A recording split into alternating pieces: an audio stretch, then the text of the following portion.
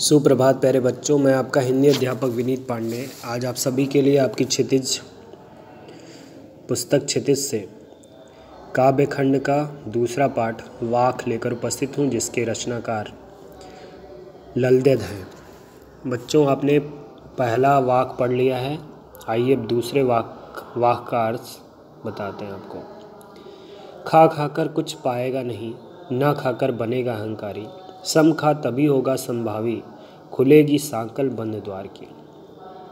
प्रस्तुत वाक्य के माध्यम से ललेश्वरी कहती हैं कि हे मनुष्य, तुम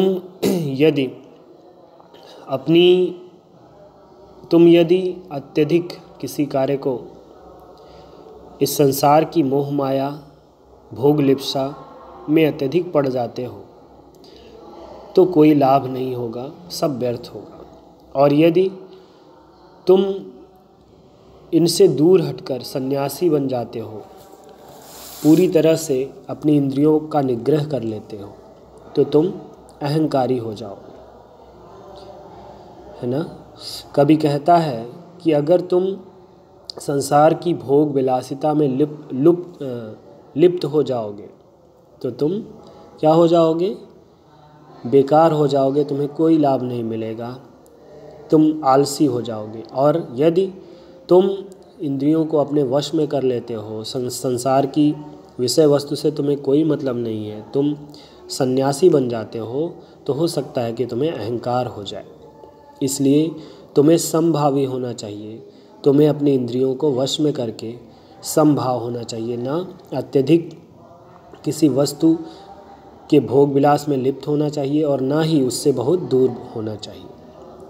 तभी तुम्हारा जो जीवन है वो मुक्त हो सकेगा, तुम्हें मोक्ष प्राप्त हो सकेगा, तुम्हारे जीवन का जो मोक्ष द्वार है वो खुल सकेगा, उसकी सांकल यानी कुंडी तभी खुल पाएगी। ओके, फिर से समझिए कि हे मनुष्य, तुम यदि संसार की भोग विलासिता में अत्यधिक खो जाते हो तो तुम्हें कोई लाभ नहीं होगा, तुम्हारा सारा ये काम व्यर्थ होगा।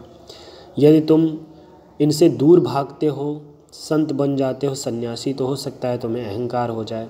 इसलिए तुम्हें समभाव होकर इनका उपभोग करना चाहिए, तभी तुम्हारे जीवन की जो बंद द्वार है, तुम्हारे जीवन का जो मुक्ति द्वार है, वो उसकी सांकल, उसकी कुंडी खुल जाएगी और तुम्हें मोक्ष प्राप्त हो जाएगा, तुम्हें ईश्वर मिल जाएंगे। ओके स्टूडेंट, तो ये दूसरा वाक आप लोग इस वीडियो के माध्यम से समझिए। Have a nice day.